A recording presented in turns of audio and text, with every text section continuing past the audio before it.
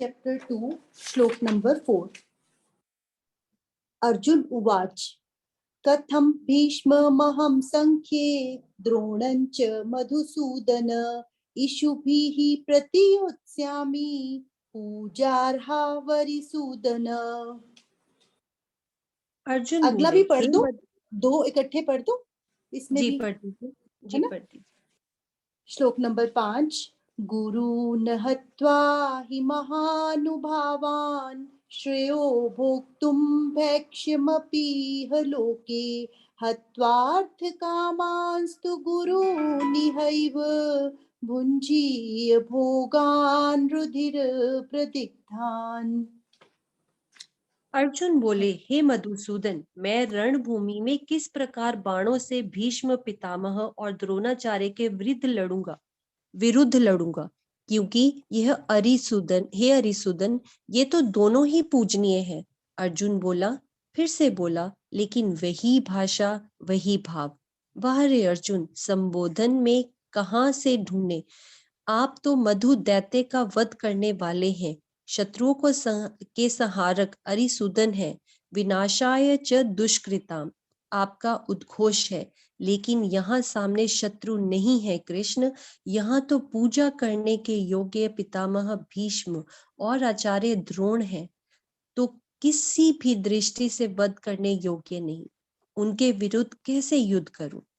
इसीलिए इस महानुभाव गुरुजनों को ना मारकर मैं इस लोक में भिक्षा का अन्न खाना भी कल्याणकारक ही समझता हूँ, क्योंकि गुरुजनों को मारकर भी इस लोक में लहू से सने हुए अर्थ और काम रूप भोगों को ही तो मैं भोगूंगा। श्री कृष्ण के तीखे वचनों को सुन अर्जुन का मौन तो टूटा। अर्जुन बोल पड़ा, लेकिन अभी भी तर्क अपनी बात अपने ढंग से कही।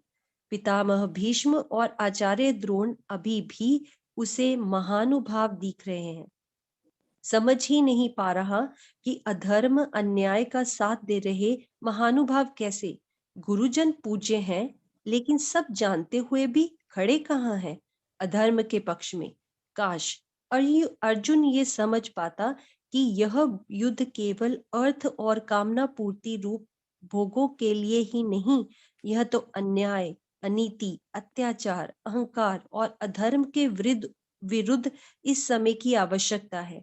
तब ऐसे असामयिक भाव ना उठते। लेकिन अभी गीता उपदेश की पूरी भूमिका तैयार होनी है।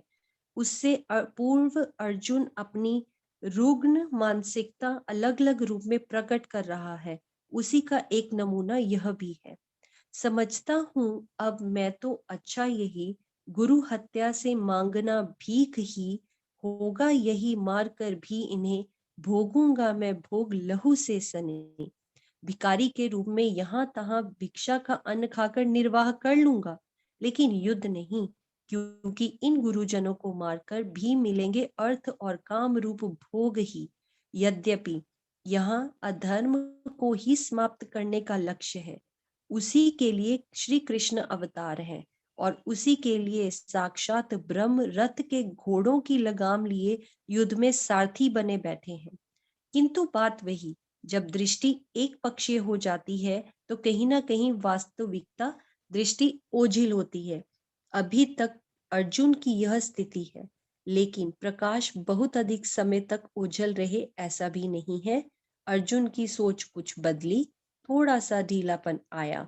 अर्जुन सोचने को विवश हुआ और कहने लगा, अगले श्लोक में